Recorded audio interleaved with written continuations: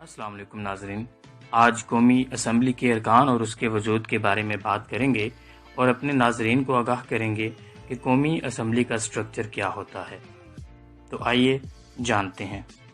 ناظرین، قومی اسمبلی پاکستان کی پارلیمان کا ایوان زیریں ہے، جس کی صدارت اسپیکر کرتا ہے، جو صدر اور ایوان بالا یعنی سینٹ کے چیئرمین کی عدم موجودگی میں ملک کے صدر کی حیثیت سے ذمہ داریاں سر انجام دیتا ہے۔ عام انتخابات میں سب سے زیادہ نشستیں حاصل کرنے والی جماعت کا سربراہ وزیر اعظم منتخب ہوتا ہے، جو قائد ایوان بھی ہوتا ہے۔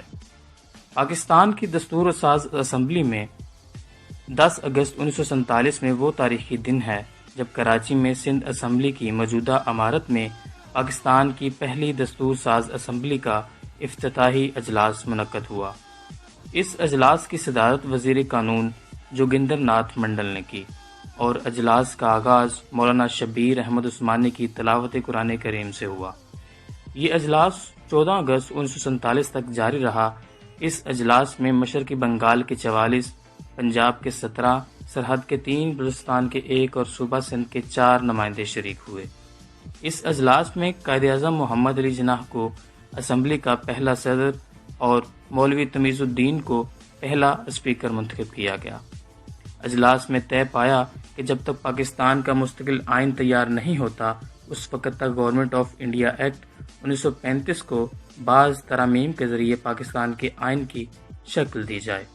پاکستان کی یہ پہلی دستور ساز اسمبلی 24 اکتوبر 1954 تک قائم رہی۔ یہ وہ تاریخ تھی جب ملک غلام محمد نے اس اسمبلی کو توڑ کر ملک میں ہنگامی حالت نافذ کی تھی۔ آئین پاکستان کے مطابق قومی اسمبلی 342 نشستوں پر مشتمل ہے، جس میں سے 272 نشستوں پر اراکین براہ راست انتخابات کے ذریعے منتخب ہوتے ہیں۔ اس کے علاوہ مذہبی اقلیتوں کے لیے 10 اور خواتین کے لیے 60 نشستیں مخصوص ہیں، جنہیں 5% سے زائد ووٹ حاصل کرنے والی جماعتوں کے درمیان میں نمائندگی کے تناسب سے تقسیم کیا جاتا ہے۔ قومی اسمبلی میں خواتین کی موجودہ تعداد 72 ہے۔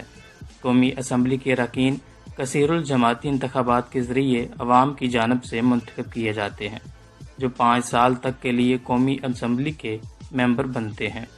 آئین کے تحت قومی اسمبلی کی نشست کے لیے مقابلہ کرنے والے امیدواروں کا پاکستانی شہری ہونا اور 18 سال سے زائد ہونا ضروری ہے۔ آئین کی شق 58 کے تحت صدر پاکستان کو اختیار حاصل ہے کہ وہ 5 سالہ مدت ختم ہونے سے قبل قومی اسمبلی کو تحلیل کر دے، تاہم اس کے لیے عدالت عظمیٰ کی منظوری بھی ضروری ہے۔ اسمبلی تحلیل ہونے کی صورت میں نئے انتخابات کا انعقاد ضروری ہوتا ہے۔ ناظرین، آپ کی سماعتوں کا شکریہ۔